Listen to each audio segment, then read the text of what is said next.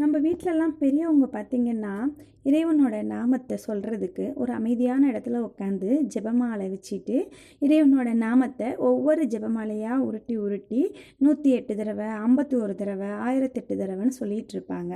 அது பார்த்திங்கன்னா இறைவனே அவங்க நேரடியாக தன்னோட பக்தி மூலமாக காண்றாங்க. நம்மளுக்கு இப்போ இருக்கிற அவசரமான வேலை பளு காரணமாக நம்மளால் அது மாதிரி செய்ய முடியாது. ஆனாலும் நம்மளும் 108 தடவை 1008 தடவை இறைவனோட நாமத்தை சொல்லி அதை அப்படியே இறைவனுக்கே சமர்ப்பணம் செய்ய முடியும். எப்படின்னு கேட்குறீங்களா?